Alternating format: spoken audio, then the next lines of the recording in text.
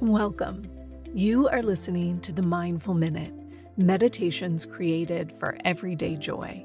I'm your host, Meryl Arnett, and my passion is making meditation accessible and enjoyable. This podcast is recorded from my live Monday night meditation class, where we have a brief discussion followed by a guided meditation.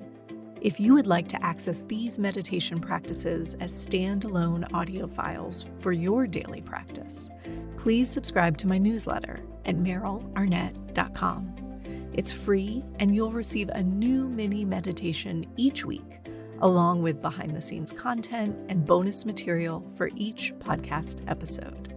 All right, let's grab a cup of tea, a comfy seat, and settle in for today's practice.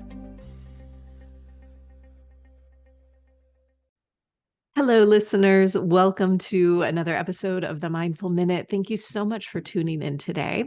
Today, I am bringing you a really important conversation with author and social scientist Karla McLaren. She's just revised and updated one of her books, The Language of Emotions, that I have been working my way through. It is so powerful, so helpful.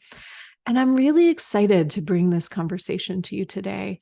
If you've been listening for any amount of time, I know I spend a lot of time and energy talking about bringing our emotion into our practice, that mindfulness, that meditation is not a practice that takes us away from emotion, that even changes emotion, but really it is a practice that brings us into safe relation with our emotions.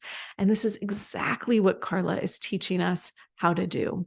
So in today's episode, we talk about the emotions as a sense, another sense, just like sight, smell, taste, touch, which was a profound realization for me. We talk about anxiety and panic. We talk about boundaries, children and emotions, parenting children with big emotions. What else? 4 keys to emotional genius. I mean, we cover so much ground. And I think there are some really tangible, really beneficial things to take away from today's interview. I hope you find it as uplifting and as helpful as I did. Be sure you listen all the way to the end. I love the practice that Karla shared with us. It is so simple, you won't even believe it's a practice. And yet I immediately could feel the effect of the awareness she invited in for us. I hope you enjoyed as much as I did. Let's listen in. Karla, welcome to the Mindful Minute. I'm so glad to connect with you. Thanks so much, Meryl. I have been slowly working my way through your updated book. It has been both a pleasure and a challenge to read in all the good ways that books should be. So I'm really looking forward to having a conversation with you about emotion and empathy. And I wonder if maybe you could give listeners just a little bit of background on how you came to work with emotions the way that you do. The story begins. And I say this in the book. It began when I was very young, I think 3. We lived in a neighborhood where there was a child molester across the street. So that was a part of just growing up in that neighborhood, and for the girls and the little girls. And so that was sort of normal, but of course it's not normal at all. And a number of things happened to me in response to that abuse. For instance, I lost my boundaries, which is a big thing that happens to people in any kind of, crime. And so I became very, very hypersensitive. And I also turned up that sensitivity so I could keep myself safe, because this happened over a period of maybe 8 months to a year before it was found out. And so with that level of openness and without a sense of boundaries or a sense of who I was, I became very emotionally volatile and very emotionally, what would you say, sensitive, hypersensitive to emotion. So for me, emotions were not something that I studied in in an academic way. It was more, I need to understand these things before they kill me. They're gonna kill me. Mm. And so having that early experience of emotions being, I would say, really a negative force, a really I was having these difficulties in the actual abuse, but then it went everywhere. And my experience of emotions was that they were just a problem. They were just a problem. And growing up, I maintained that sort of extreme openness and lack of boundaries and lack of sense of a reliable sense of self. So I kind of was in this stew of intense emotion. And I had to learn it kind of from the outside in, kind of sociologically. So I would say, okay, category anger. When my dad is angry, when my mom is angry, when the dog is angry, what has happened and what are they trying to do? Right. And then I understood category anger is about boundaries, right? Category sadness. When the dog is sad, when my mom is sad, when my dad is sad, right? What has just happened? And then I understood, okay, it's time to let something go. So I began to understand emotions categorically and in terms of the group experience, because my experience was so overwhelming that I sort of couldn't make heads or tail of it. Right. So I was a little social scientist, like taking notes. Okay, category hatred. What is that? So that's how it began. That's how it began. I love that. It's so interesting, and it made me really reflect on my own young experience of emotion, and I think mine was quite different in the sense that what I can identify now looking back is I think I just was like, oh, I'm not doing that.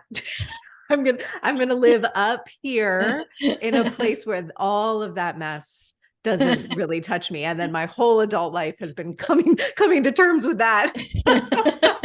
It's like it's so refreshing up here. It's so much easier. So much easier. But not actually. That's not actually the truth. Yeah, that is a fascinating entryway into emotion. And because we're talking specifically on a meditation podcast, I want to jump right to something you said that I underlined 100 times with all the exclamation points, because I so agreed with you. And you mentioned, I think pretty early in the book, you mention the overwhelming tendency in yoga and meditative circles to really step into, I use the word spiritual bypassing, and I think the word you used was disassociation, but this idea of stepping out of emotion as a way to attain spiritual enlightenment. And I'd love for you to talk a little bit about what you saw in that experience, what you see as like a trend in that experience, because I think it's important to name it. I was my mom became a yoga teacher. She had a lot of physical health issues that weren't being addressed, and she found yoga and she got well. And so there was kind of a miraculous kind of energy around yoga. And so she became a yoga teacher, and that was our sort of entree into the 1970s new age world, right? It was our gateway drug. We became vegetarians. We began, going to see Krishnamurti. He was alive then. And, we were in that whole world. So I grew up in that yoga meditation culture. And I found there wasn't really a place for me there, because the idea of turning off emotions, that was not going to happen. That was not going to happen.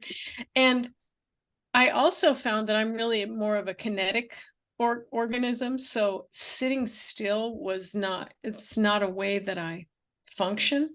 And there wasn't any kind of understanding of people like me at the time. So I was just a failed meditator, right? I was just failed. until I found, I think, Gabrielle Roth's work. Do you know her? I do. Yeah. Yeah. And hers is meditate through dance. And I'm like, all right, there we go. There, Yeah. that's how you do it. Um, but I did notice, still being that little kind of social scientist, I watched what happened to people when they tried to not be tried to move away from emotions. And at that time, I don't know if it's still the same, but there was an extreme hierarchy of the self where spirit was the best and only. The mind, depending on where you were, but it was, they call it the monkey mind. So there was a little hatred of the mind. The body, the body was, could be annoying, could be a thing you have to ascend above, but the emotions were absolute trash garbage. The emotions were, oh no, right? And so I watched a whole community of people who had decided that emotions were not acceptable. And what happened is it wasn't all candy and, and love songs. What happened is because people didn't know how emotions worked, they didn't know what their emotions were doing, they ended up in so much pain. And in the communal level, people would savage each other without anybody being able to say, hey, you're a jerk, right? It was like they would make spiritual reasons for what. It was a mess. Just watching it, I felt like kind of a dog watching, tennis, going, why isn't anybody putting that ball in their mouth? You know what I mean? It's like, why? This is a silly game, right? Um, so, yeah, being in that culture had its own kind of abuse, right? Yeah. Also, we had a no judgment rule. That'll get you. That'll get you. People would say, oh, it's not a judgment, it's an observation. And then they let loose with the judgment. It's such an interesting reflection. And truthfully, it's one I try to bring to the forefront quite a bit in my teaching and in this podcast, because it's still very prevalent. It's very much, I think I don't know if myth is the right word, but this like false image that got layered on top of the practices. And it's hard. I see it all of the time. And I teach in quite a few groups that are trauma recovery groups or trauma specific groups. And not infrequently do I have people say, oh, I went to a different yoga class, or I went to a different meditation class, and it was so triggering for me, or I had this very bad experience because X. And so we have to have this discussion around this awareness of what it means to create a safe space for you in your body, in the room that you are in, and your own experience. I think it's really important to highlight this.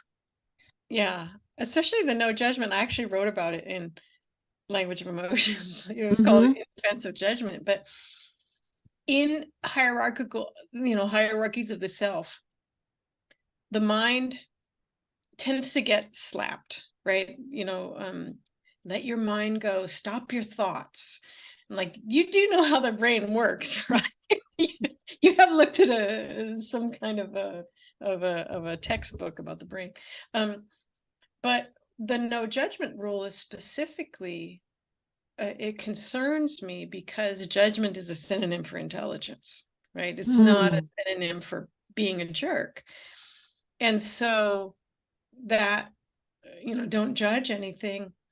It means don't have the full access to your entire being, who has things that they like and things they don't like, things that they want and things they don't want. It's basically, when you say no judgment, you're saying don't have boundaries.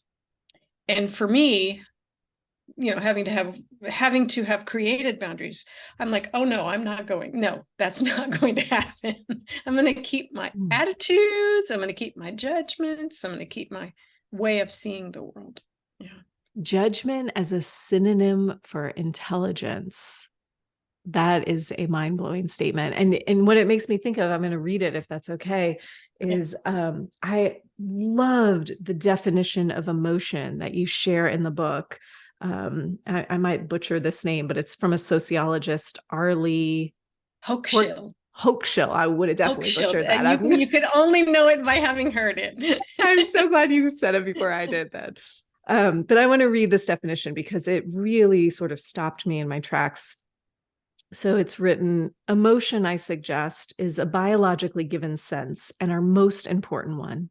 Like other senses, hearing, touch, and smell, it is a means by which we know our relation to the world and is therefore crucial to the survival of human beings in group life. Emotion is unique among the senses, however, because it is related not only to an orientation towards action, but also to an orientation toward cognition. That invitation to reflect on emotion as a sense is such a shift from anything I have, I'll speak just personally, thought about in terms of emotion. I mean, it really stopped me in my tracks. Yeah, Arlie Hochschild's work in emotion, she's a sociologist of emotion, but it's mind-blowing. And it's in sociology and anthropology that you really learn about emotion. Psychology has very little important things. Psychology is very concerning about emotion because when you have trouble with emotion, you go to psychologists or, people who study psychology. And I was like, they didn't study this, right? And for me, it was interesting because what I was doing as a young child was sociological work. I was looking at the group and how emotions work in groups. And so finding her piece on that, I was like, yay, Arlie, you've done it. Thank you. It is a sense. And emotions help us make sense of incoming data. They help us feel our way through. I don't know if I mentioned him in this book. I don't think I did. The neuroscientist of emotion, Antonio Damasio, looks at people whose brain has been damaged in some way and they can't feel some or all emotions. And what he found is that with people who cannot feel emotions, they can't make decisions. They can take in all the data, their brain works, right? All the data comes in and but they don't know how they feel about the data, right? So if well, come to see me on Monday or come to see me on Wednesday, and they will talk about all of the things that would make those different experiences for them and no conceptualization about how I would feel about Monday or Wednesday. So I thought that was really interesting. We think if you could just get rid of emotions, right? You and I both did that in our childhood. Yep. Then everything would be great. So much easier. And in fact, we can't figure out the world if we don't have access to our emotions. So you highlight in the book four keys to emotional genius, I think you call them. And that'll give us some context for what we're talking about, I think. So maybe you could walk us through these four keys just a little bit. The first one is there's no such thing as a negative emotion and there's no such thing as a positive one. If emotions are senses, which they are, the whole group of them is sense, you don't have bad senses, right? You don't sit around and think, I would like to remove my sense of touch. Why would you even say that? So when you say that emotions are negative or positive, which is all throughout psychology and psychiatry and neurology. So a lot of the information coming from those three fields is heavily, it's called valenced. When you valence something into positive and negative, like maybe you remember in chemistry class, you would valence atoms. I definitely don't remember that. Yeah, it was fun. But basically, they're essentially magnets. So the negative and positive stick together and that sort of thing. But emotions aren't like magnets. They're not simple like that. But if you think of an emotion as negative, you're going to avoid it. Why would you want a negative emotion? Who would want that? And in that avoiding, you don't develop skills. But on the other side, if you think of an emotion as positive, you're going to want to feel it all the time, even when it's inappropriate to do so. And I would say that by trying to be in that emotions realm all day long, you're also not developing skills. So I think that's the most crucial thing is if you think emotions are negative and positive, you're essentially not going to understand them or develop skills. Mm. You sort of can't, because you've got this weird ideology of good and bad, positive and negative, pro-social and antisocial. That's not what they do. That's not how they work. Yeah. Yeah. And then from that place of establishing neither a positive or a negative, you move us into, I think it's channeling the emotion is the second key, I believe. Yeah. Is it? I think that I can't remember. I thought channeling. It doesn't matter. I change them around, but I think a really important one is to understand that emotions arise at many levels of activation. Okay.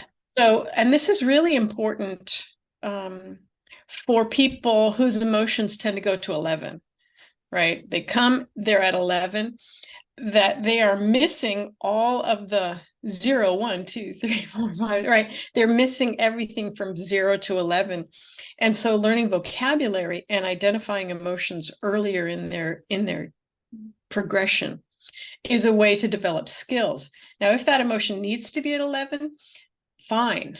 But it's because you've got skills from 0 to 11, right? But for a lot of people, for instance, anger goes to 11 every time it arises. Mm-hmm. Mm-hmm. And from those people, we learn, okay, anger is a terrible negative emotion. But what we're not seeing is those people don't have skills with anger. We're not seeing the heart of anger. We're not seeing the reality of anger. We're seeing that person's level of unskilled, explosiveness, right? Mm-hmm. So understanding that emotions arise in many different levels of activation, then you can work specifically with one that maybe goes really high for you, or one that you cannot feel very well. Okay. You don't feel a lot of happiness, or you don't feel sadness appropriately. Then you can start looking and seeing at what point am I missing it, right? So you can get very I don't want to say scientific, but you can get very specific with your emotions, right? The third thing is understand that emotions arise. It's normal for emotions arise in pairs, groups, and clusters. So the problem is we don't have words for that in the English language. There's only 4 words for emotions in their natural state. And they're not very good words. One is bittersweet, which is happiness and a sadness at the same time, but it's also a flavor. So I'm not giving the English language, a pass for that one. It's like, you need to have better words. So we don't have words, and words are vocabulary is extremely important to our emotional awareness. I have a whole emotional vocabulary list in the book, so that you can begin to understand when you're feeling peevish versus sarcastic versus angry versus enraged. So you have that articulation within your soul, so that you become more aware of and functional with emotion. Yeah. I was just having this conversation with a friend about that. We didn't have any words between I'm hungry and I'm starving. There was like just those 2 words, and there was nothing in between that massive gap. We had this huge conversation about it because neither of us had any words. We were like looking them up. And so it's interesting to hear you say that. And I, often I talk about how easy it is to say, I'm sad, I'm mad, I'm glad. Yeah. And there's so many other places to go Yeah. in this little 3 dots on a line, right? Yeah.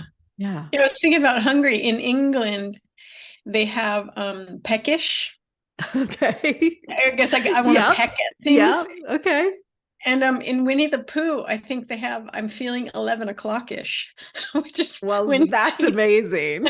I'm going to bring that back to my friend because that one's really good. It's like you have to go to different cultures to figure out things, because English sometimes lets us down so terribly. I like that. 11 o'clock-ish. That makes sense to me. It really does. Okay. So emotions arrive in clusters or groups. Yes. Or pairs. They hang out together. They love each other. And if you think of them as a sense and a part of cognition, you're going to want as many as want to be there, you like welcome emotions. You're a part of my intelligence, rather than, why are there so many emotions here? No. No, it's not organized. Like, emotions have their own organization. No, Trust you're them. like speaking. My little part of my brain is you're voicing it right now. That's everything I've ever thought. This is a mess. And then the fourth key is to learn. There's a middle way between expression and repression, and I call it channeling. Not channeling disembodied spirits, but channeling in the original meaning of the word, which is to move something along a pathway that it meant to go. So if I understand, for instance, that anger is about setting boundaries, I have a whole different way of working with anger than just taking off after someone, right? So I begin to understand how to work with the emotion in the work that it came to do, or it came to help me do. When I know that sadness is about letting go of things that aren't working anymore, that gives me a whole new approach, rather than repressing my crying or crying without any kind of consciousness. Yeah, so it's like bringing a middle path. It's fine to repress and express, but there's also that middle path. Yeah. And so this whole second half of the book is these, I think you call them families of emotions. So there's an anger family, I can't remember, a sadness, fear family, and happiness family. Yeah. Yeah. And you give us some ways to work with and understand, I guess, these particular emotions. And one that I wanted to see if maybe we could talk a little bit about is anxiety. As a meditation teacher, that's the one I am in conversation with the most, because many people turn to meditation because they struggle with anxiety. Yes. So maybe we could talk about anxiety as an emotion, which is also interesting, because I don't know that I would necessarily call it an emotion as much as an experience. So please inform me. The original version of the Language of Emotions, which I wrote in 2009, did not have anxiety in it because, like many people, I thought of anxiety as a problem, not an emotion. A problem with your fear. And I have since learned much more than that.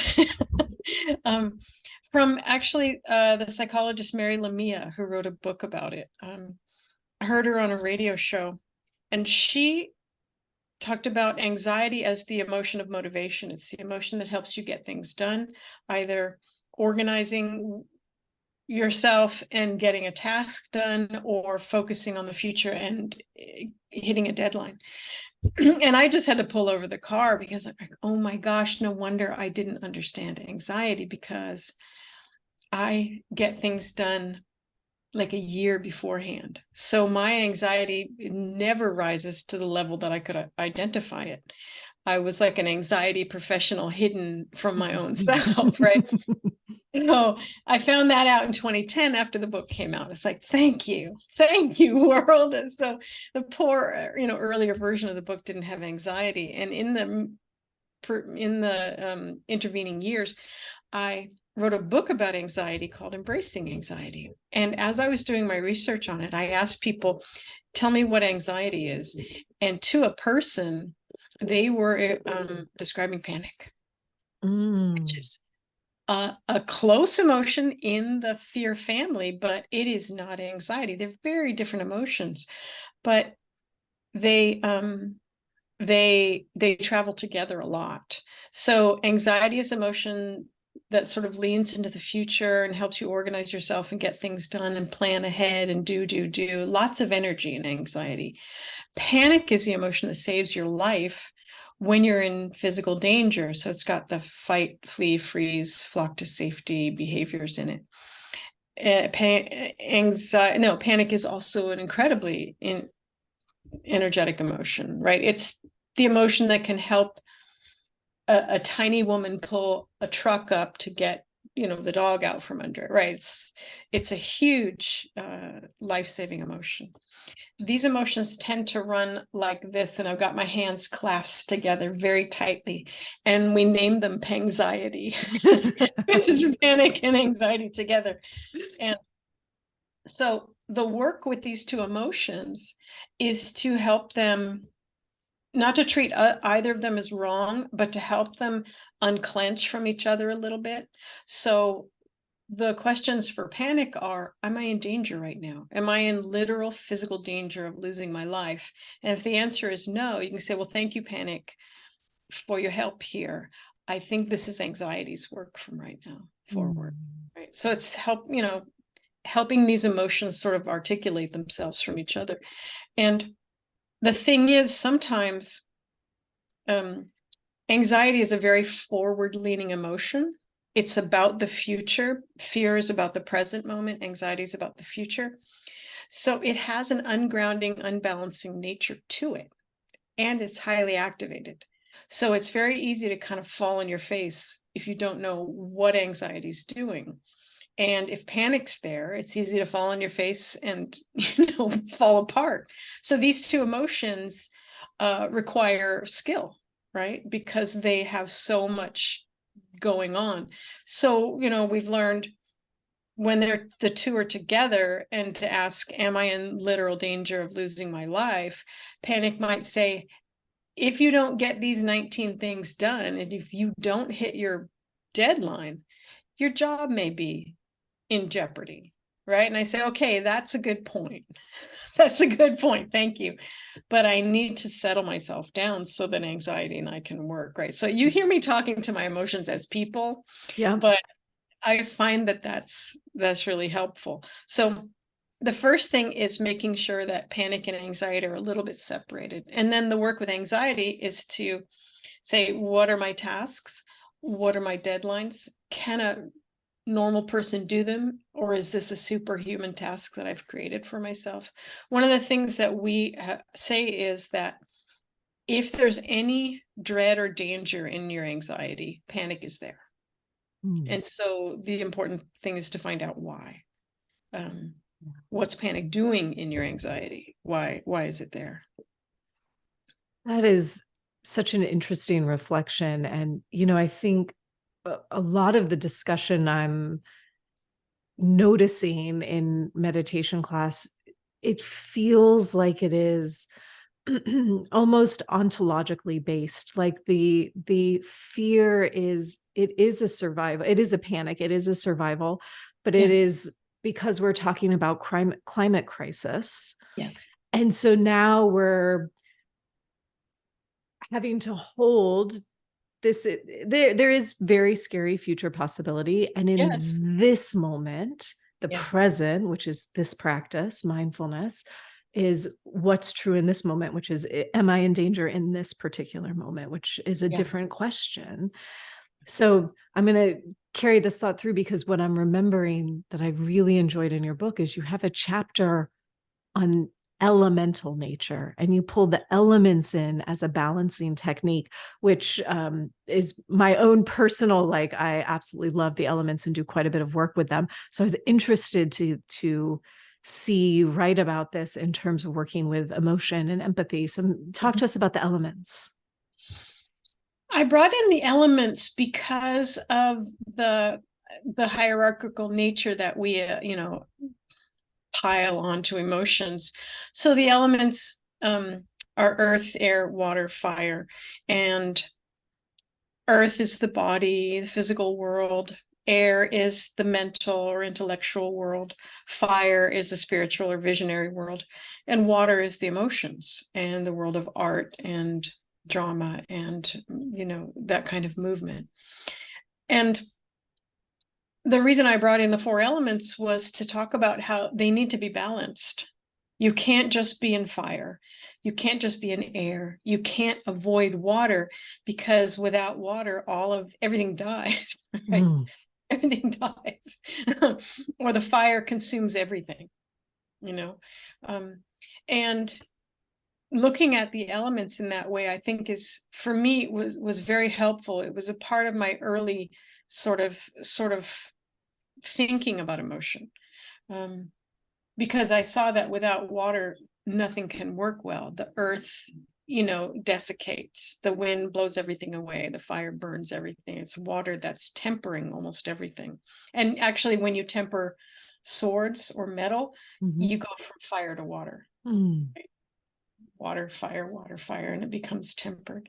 So yeah, living in this kind of watery world as I did growing up, I understood more about the water element than I think many people did, because I understood the oceanic terror of it, and I understood some of the delight of it. Mostly it was the terror. But yeah, just looking at that kind of balancing. And what I've found, that when people can get those four elements together, a fifth element will come out, which is called nature, or wood in the Chinese, or the center, right? All of the elemental things have this center element. But that if you're trying to look at the human soul and it's imbalanced in the elemental nature, you're not going to see that central nature come out. You're not going to see kind of the flowering of humanity. You're just going to see, 1/4, 1/2 of what's available. And you won't have that kind of alchemical magic that happens when people get their shit together. Get your elements together, pal. Yeah. I am remembering that in one of my classes really recently, as I was talking about the elements, the first guess was that fire was the emotions. That was the first guess, is, oh, it's fire, because it's so scary and uncomfortable and like ragey, fiery. And I was like, oh, well, what if it was water? And it doesn't that feel so different? Yeah. Right? If you shift where you think emotions lie, if you think about emotions as water, it's very different. You remember the famous Japanese, is it a woodcut of the I think, yeah, I've seen it everywhere, but it's this picture of the water coming over. I think that gives a lot of, oh yeah, that's the emotions. That's the emotions. It's like, ah. Yes. Yes. There's a little boat. Ah. Yeah. I love that reflection of emotions being tied to our elemental nature. I feel like it invites in a sense of potential balance when we might be thinking about emotions as something that run wild. And as you named before, it's not just at 11. There's all those points before we reach level 11 with whatever emotion. Yeah. Yeah. Yeah. And they're beautiful. I think a lot of people think that I'm saying that emotions should be like at around 3, right? But there are many times when your emotions need to go to 11. And if you have no skill with them, you may throw yourself away behind that, right? Like there's times when your panic needs to go to 40, right? It needs to go. And for me, it's to try to create like a ground for my emotions to do the work that they do, because I see them as a part of our intelligence, especially our pre-verbal, non-verbal, kind of ancient intelligence, right? We didn't get here. We didn't just arrive here. Hi, it's my, I'm just here. We came from, this massive heredity of people who survived because they listened to their panic. Right. They're like, yeah, I don't want to go by that snake. And everyone who went by the snake died, and they don't have any descendants, but I'm one of those descendants. Yeah. Yes, that is so real. That is so real. I want to ask a question that I'm just curious on your own thoughts on this, because I am raising 2 little children. I have a 8-year-old and a 4-year-old who are so full of emotion. Yes. And I am a parent who's done a lot of work on emotion and mindfulness and being present. And my intention very much is to make space for my children to have all their emotions. And when they do, I find it to be the hardest thing in the world not to say, if you're going to act like that, go to your room and close the door until you're done, because it is hard to let emotion, especially at level 11, especially when it's presented as raw emotion that doesn't have a clear logic or explanation. There's no solution to it.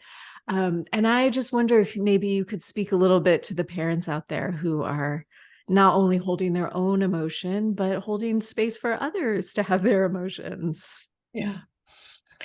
I think if you've got a very up and down child, it can help to talk about emotions when they're not all activated, right? And then maybe even to do like a post emotion talk about, so what were you feeling then, right? To give them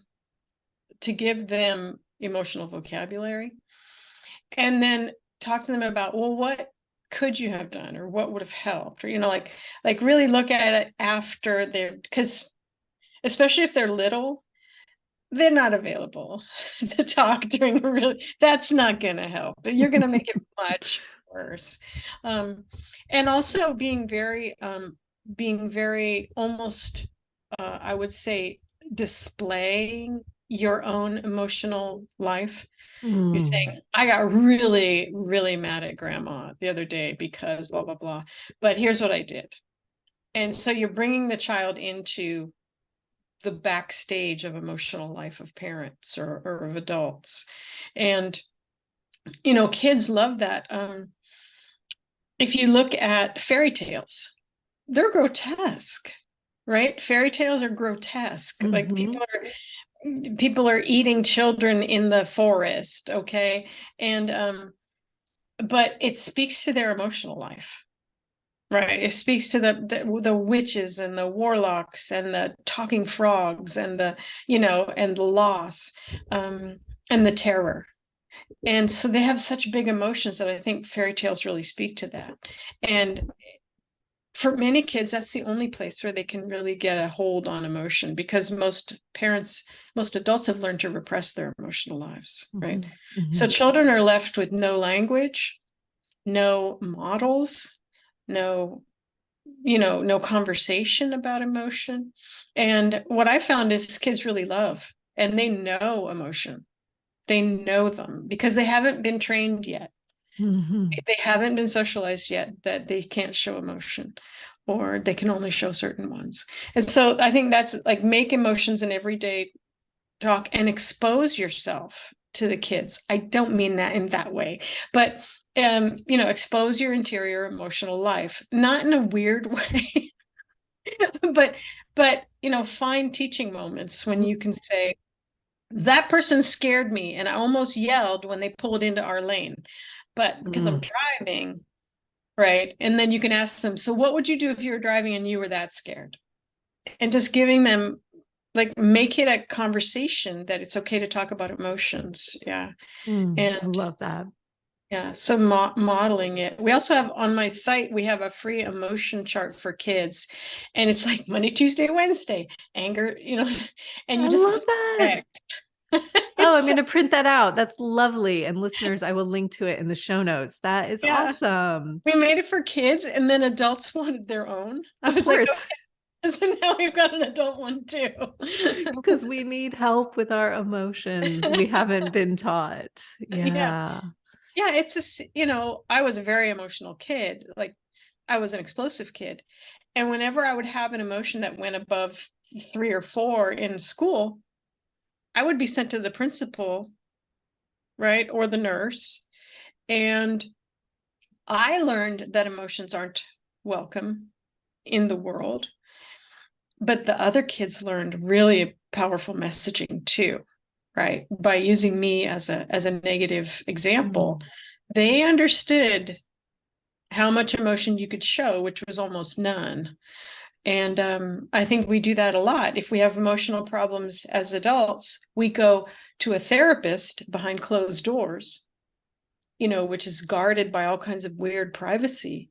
So we're not really able to work in our regular world with our emotions. Yeah. I wonder, as we're wrapping up our conversation, if there is a practice. I know you have a couple mindfulness practices in the book, titled Building Your Raft, which I love. It's like creating these supports. I wonder if there is a practice or a prompt, a reflection that you might offer us to carry us forward from today's talk.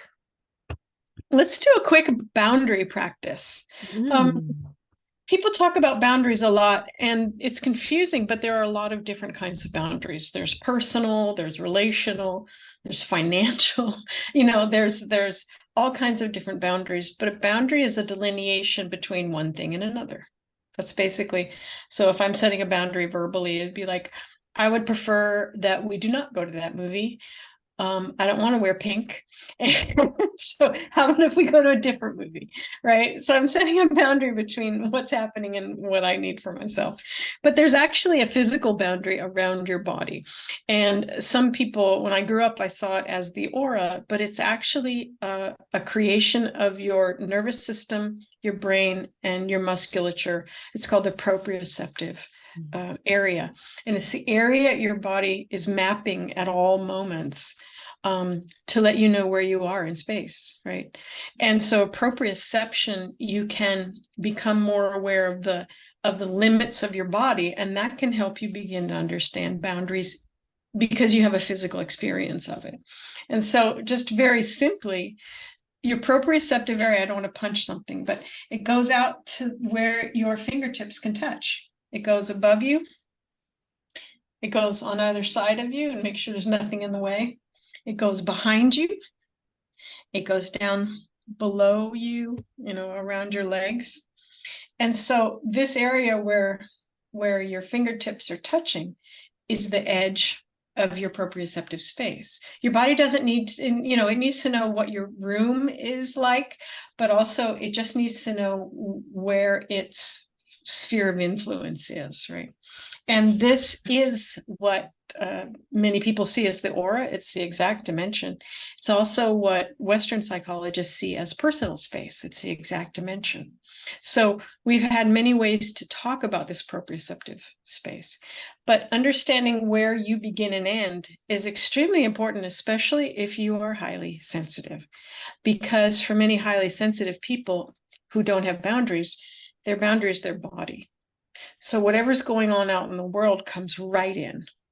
And that can create anxiety and panic because now you've got too much to pay attention to.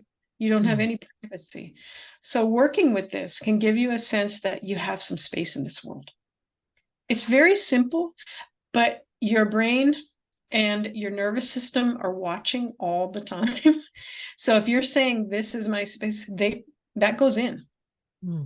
Like, okay, when after we do this, people are like, he's in my boundary, like two kids in the back seat. I'm like, no, it moves in, right? It knows where you are. So yeah, it knows what's close to you and what isn't. He's looking at my boundary. I can hear that now. But yeah, so I mean, that's very simple and very strange, but it's taking advantage of a structure that already exists and giving you a sense that you have some space between the world and your sensitive body. Yeah. I absolutely love that. And I literally just said, we're right as we're recording this, listeners, we're right at the beginning of August, which where I am is the end of summer and the start of school. So my kids start school on Tuesday, and I've been home for a couple months. And I was talking to my dearest girlfriend and I said, I'm just so ready for a little bit of space. I feel so overwhelmed with all that summer entails, with the lack of routine and trying to juggle all of these things. And as you were speaking, as I was moving my arms, the first thought I had was, oh my God, I have had space this whole time and I have not been paying attention to such a simple way to remind myself of space. It's not the same as having 3 hours to myself, but it also feels very grounding. Thank you for that. Yeah. As an entirely boundaryless person for the first 20 years of my life, this practice really, it was the beginning of kind of saving my life. And finding that I could have some sense of, like, I could breathe, because everything was coming at me all the time. So it's imaginal, but it's real. Yeah. Mm. Karla, I could talk to you for hours. I wish we could talk about every single emotion. Thank Everything. you. Everything. Talk about everything. Thank you. Thank you for updating the book. Maybe you could tell listeners where they can learn more about you, where they can find the new book. I know you have an online academy. So tell us where we can learn more. My site, where you can find the free emotion chart for kids, is karlamclaren.com. And I also teach online, and the people that I've licensed teach as well at empathyacademy.org. So you can come, we have courses every month where you can come and play with emotions with a bunch of people with good boundaries. What a gift that is right there in and of itself.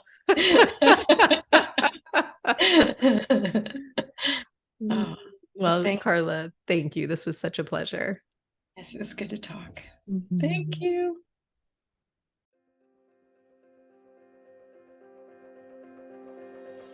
Thanks for listening to the Mindful Minute. If you enjoyed today's episode, please consider sharing it with a friend or leaving me a review wherever you get your podcasts. This helps others to find the show, and let's face it, we could definitely use more meditators in this world. The Mindful Minute is recorded on Muskogee land and produced with the support of Madeline Day Production Management and Brianna Nielsen Virtual Assistants.